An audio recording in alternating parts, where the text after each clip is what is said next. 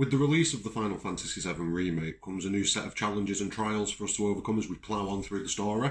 So here are 10 tips for the early part of the Final Fantasy VII Remake so that you can get off on the right foot and guarantee that you enter the latter stages of the game well prepared.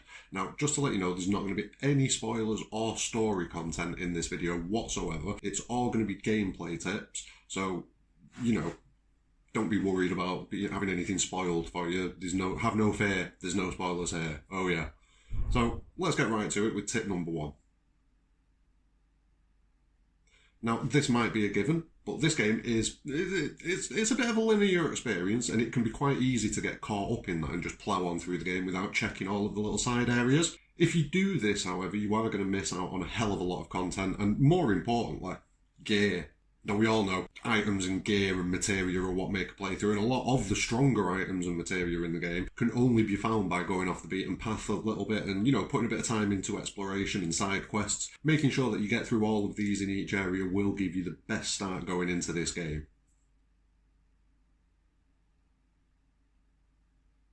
In combat, there is a lot to get to grips with in the remake. You've got to go through learning and using the right skills, knowing when the right time to use each skill is, having a good balance of materia on your team and switching between characters to get the best out of each of them. But two of the most underrated things so far from what I've been seeing seem to be the parry and counter mechanics. Now, the game briefly passes over both of these in combat, but putting the time in and learning how to use parry and counter effectively will definitely give you a critical edge in most fights. Now, against range opponents, these are less useful, but when you're up close against one-on-one opponents or a group that are swarming you, an effective counter or a parry followed by some sort of a Punisher mode flurry or a special attack can deal a hell of a lot of damage and push an enemy's stagger bar through the roof. Now, to use parry, you either need to be in Punisher mode and hold R1, and what will happen is anytime you get attacked, you'll automatically parry that attack and put the enemy in a bit of a stunned state for a moment, giving you a chance to, nail them with a big hit. Now, there is a slightly better way to do this, because Punisher mode, it's a brilliant mode, and when used at the right time, it's absolutely phenomenal. When you've got an enemy staggered and you're in close, definitely switch to Punisher mode. But you might want to use operator mode a lot more because you can move around a lot faster and things like that. So what you want to do in operator mode, in order to use the counter mechanic, you press triangle just as the opponent hits you. And what will happen is you'll take reduced damage from the hit, but you'll also then land a bigger hit, like a critical of sorts. So definitely need to get to grips with both of these mechanics, and you'll have a much easier time in combat. Each weapon in the game comes with a special ability, which after being used enough times is then available regardless of which weapon that you're using. Now, you can see where this is going, can't you? When you're fighting against a lot of the smaller, weaker mobs, it's definitely worth your time equipping a weapon that you might not want to use because it's not as good as one of your other weapons. But the skill that's on it could be extremely useful. So while you're grinding smaller mobs, learn those skills. Now, you learn those skills by using them in combat. So get them out there as and when you can. Switch between your characters and use other characters' skills so that you can learn them as quick as possible. And what will happen then is when you go into a main part of the story or a stronger fight, you can put your preferred weapon on your strongest weapon, but you'll still have the abilities from those other weapons available to use. So it's just giving you a wider range of abilities to utilise in combat, so it's definitely worth doing. Chadley. Don't underestimate this guy. He's got a weird name, and he looks weird, and he acts weird, but the stuff that you can get from him is, without a doubt, the most useful stuff that you can get in the game, and that is materia. Now, he gives you access to materials once you've completed specific challenges for him in the form of intel reports and some battles that you have to do, but we'll get onto that in a second. And it's also the only way to access, well, we'll get onto it now, it's the only way to access some of the summons in the game. He'll make them available to you as a fight, and you fight it, and then once you've defeated that summon, it becomes available to you. So don't underestimate what Chadley offers. Now, I recommend completing these missions as soon as they come up. Also, if you do, you'll reach points in the game where you'll unlock a set of new challenges, and if you've already completed and met the requirements for these challenges in previous fight, it'll give them you straight away. So straight from the off, right at the start of the game, make sure that you're using a varied skill set, make sure that you're staggering enemies, make sure that you're mixing up your attacks when the enemy's staggered, things like that, make sure you're using assess on enemies, all that sort of stuff, but we'll get round to assess in a second. A lot of the things that you can get from Chadley do take a bit of time to put in. You have to grind in areas a little bit, but you can couple this with learning the skills for your other characters, well, your weapon skills for your main characters and your other characters and things like that. So while you're doing that, you can be doing this and you can get both of them out of the way at the same time. So I'd definitely put a little bit of time into A, learning all of your weapon skills, and B, completing some of these intel reports for Chadley. It doesn't take that long and it is definitely worth it. Now we're going to stick with Materia and Chadley for a little while. One of the first challenges that you do get with Chadley is to use the Assess Materia on a couple of enemies. Now, the Assess Materia is basically the Sense Materia from the original game. Don't be tempted to shelve this Materia. Don't. It gives you vital information on enemies, mainly the elemental weaknesses and resistances that they've got. That means that you can focus on the specific elements and the right attacks and get the enemy stagger bar up faster. This is the only way that you're going to get through some fights without wiping multiple times and pulling chunks of your hair out. So make sure that you're taking advantage of the assessment area. The information on an enemy that you've already assessed can always be accessed via the touchpad on your on the PS4 controller. So, if you ever forget what an elemental weakness is, you don't need to cast it again. Just press the touchpad and it'll bring that information up.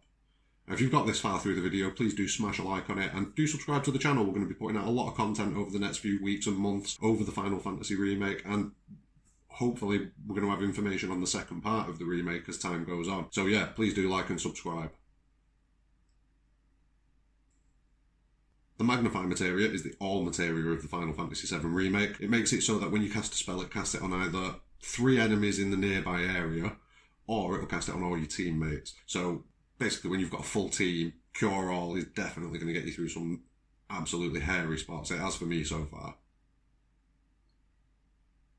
And another materia that's definitely going to get you through some hairy spots is this absolute beauty of the materia. Now, when you equip this, a party member will use Cure automatically on a teammate 3 times at level 1 and up to 10 times when you've got the materia up to level 2. You get this one from Chadley after doing one of the early monster bio-intel tasks. I think it's the first one. As soon as you get it, it should always be equipped on your second, well, on the party member that you're probably going to use the least in combat, because it only works on a teammate you're not controlling, and it will use an ATB bar, so make sure that you plan for that. It is going to take up one of those vital ATB bars, which is why I recommend putting it on someone that you don't tend to switch to that much. Like for me, I don't use Tifa all that much in combat. Like I'll switch between Barrett and Cloud and Aerith, but I've not been using Tifa as much as I could do. So she's constantly got that auto cure materia on her when she's in the party, and it gets the job done. Now this one is stupidly good. This materia works the same as it does in the original. Now, if you put it in a weapon, it will give the weapon 8% damage for the element of the materia that it's paired with. So if you put elemental materia paired with a fire materia in your weapon, you'll get 8% fire damage on top of your weapon damage. In an armour, it gives 50% damage reduction at level 1 for the paired materia. And that's only at level 1. Those numbers increase dramatically, especially in the armour, but even in the weapon, I think it pushes up to around the 20% mark. So it's an amazing materia. Now, it is a bit of a hidden one. I'm not going to spoil exactly how to get it, but what I will say is pay close attention during chapter 6 when you're on the catwalks underneath the plate. There's a section where you kind of on the underside of the plate, you can see down and you can see the slums, and you've got to do a bit of a mission there. I won't say anything more, but keep an eye out in that area. If you find an MP up materia, you are very, very close. Don't miss out. I'm going to finish off with a couple of battle tips. This one should be pretty obvious, but I have genuinely forgotten once or twice, and it's left me with a bit of a hairy start in the next fight, quickly healing up as much as I can. In between battles, just do it. Just heal up. Seriously. You should, after a while, end up with an overabundance of normal potions that, in combat, they're useless. They're only going to give you 350 HP, and that's going to do nothing for you once you're getting up to around level 15, 16. From 15 onwards, potions are practically useless, if I'm remembering correctly. In between fights, however, there are a nice, cheap, quick heal. It only takes a few seconds of smashing into the menus to have everyone back up to max HP. It'll cost you nothing, it'll save on HP, it'll save on NP, it'll save on high potions and mega potions. Just use the potions that you're not going to use in combat. You know it makes sense. Last but not least, now in the menu there is an option called Battle Settings. In here you can set shortcuts for your most used attacks, or attacks that you know that you're going to need in an upcoming fight, or just attacks that you like. These are assigned to the L1 button plus whichever face button that you it's assigned to, so it'll either be X, square, circle, or triangle. And by holding the L1 button and pressing X, square, circle, or triangle in combat, you'll use the attack that's assigned to it. Obviously, if you've got an ATB bar available, and if the ability is equipped. So I normally had, well, for a while I had Thundara equipped, but for one specific fight I had to change it out because the enemy was going to absorb lightning. So I changed it out, but I didn't change the battle setting, so it left that attack assigned to the X button, Thundara. But when I pressed L1 and X, it did nothing because the materia wasn't equipped. So you've got to keep an eye on that.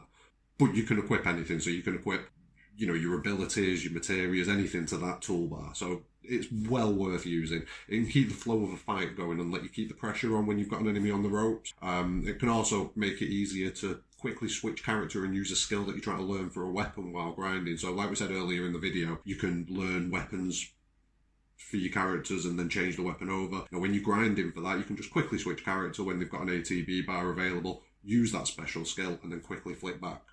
Or you can obviously use R2 and L2 to bring up the menu, but you know, it keeps the flow of the combat going a little bit, and the combat in this game is phenomenal. It's a great time saver and it keeps the flow going. And that's going to be it for my 10 tips for the early part of the Final Fantasy VII Remake. I've not gone too in-depth. I've not completed the game yet, so I'm not going to go too far into it, obviously. I've tried to stay away from spoilers and things like that as much as I can, but definitely make sure you get that elemental materia. Like, if anything else, just get it. Just get it. And also, how are you finding the game so far? Like, drop it in the comments below. What are your thoughts in the game? Please don't leave any spoilers, obviously. I'm absolutely loving the game. I'm up to chapter 14, I believe, so I've got a lot of things to do before pressing on with the story. I'll be doing a first impressions video soon, which again, it'll be no spoilers. It'll probably go up in the next 24 hours or so. And it'll just go over some of my early thoughts on the game. Smash a like on the video and subscribe if you haven't already. Have a great day and take care of yourselves. Peace.